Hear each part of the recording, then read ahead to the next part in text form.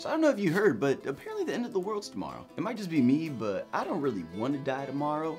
So I thought I'd go and do a little bit of basic training. And while I'm doing that, I thought I would teach you guys a little something about how to start doing parkour. I know what a bunch of you are gonna say, silly Haru, I don't have a gym to go practice at. You're perfectly fine just going to a park. What I'm about to show you is how you can simply use a table at your local park in order to learn how to do precision jumps and parkour rolls. So the first thing you're going to want to do is stretch out, because when the apocalypse is happening, you probably won't have time to stretch. So if you stretch out right now, you'll be good for a while. And on top of that, it'll help you improve a lot faster and keep from getting injured while you're training to get ready for the apocalypse. So when you're stretching out, you're really going to want to focus on your shoulders, your arms, your back, as well as your calves, especially your calves for what you're about to be doing. So you're at your park and you found a table or something sturdy to stand on that's maybe about like waist height. Start by standing real close and then jumping straight up to it. You're going to try to land on the balls of your feet. Luckily with my shoes, you can kind of see just where my toe placement is. So the reason you want to land there is because it allows you to have a lot more control over your weight. So if you have a lot more control of your weight, then you can stop yourself from flying forward, from flying back, and you kind of try to balance out. Now, a key to precision jumps and precision landings, you want to make sure that you're able to bend at your knees, because when you land and you start bending your legs, you can start to decelerate. You can slow down so you don't impact the ground. But let's say you're running really fast and you have to jump to something that's a bit of a ways away and it's a bit higher than you. What you can do is, as you jump, you place your feet out in front of you, but make sure you don't lock your knees, otherwise you will hurt yourself, and I do not appreciate that.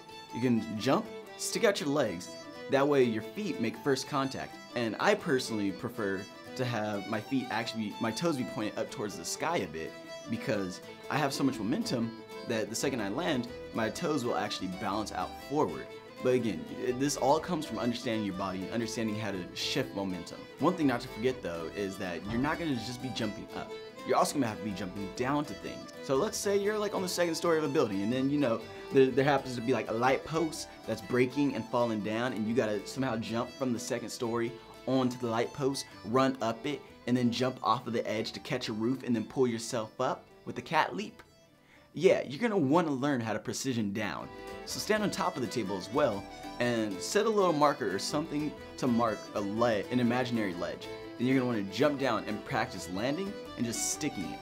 And you don't want to try to rely on your hands too much on it, because the thing is, this is all in practice. In practical use, when you actually are jumping down to a ledge, you're still going to be afraid. So you're going to have to work up to it a bit.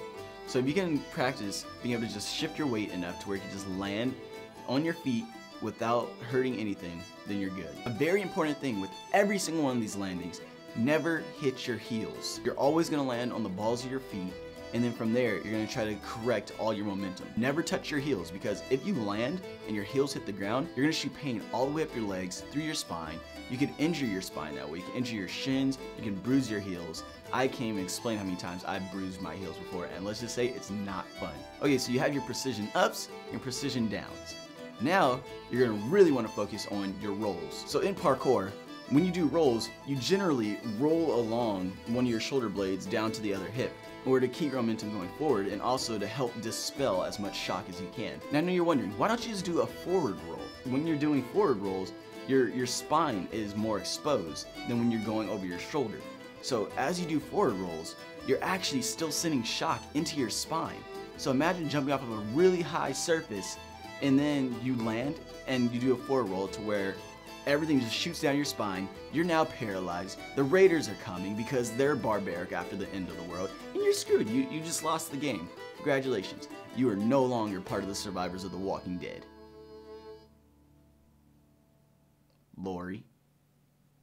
Personally, I find it important to practice rolling over both shoulders, because you never know exactly where your momentum might primarily be. So if you can do it both ways, just instinctually, that's the best deal. Start on the ground and just roll forward and just practice your rolls over each shoulder. And then from there, add a little hop to it.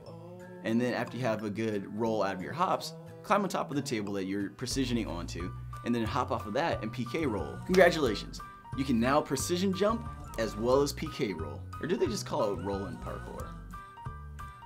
Whatever, I call it survival tactics. So if you excuse me,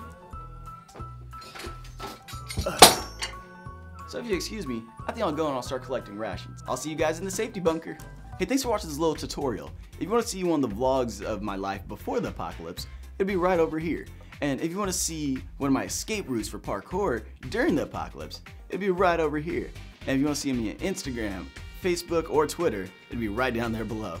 So thanks for watching, and I'll catch you guys later. Goodbye. I should probably get some new shirts.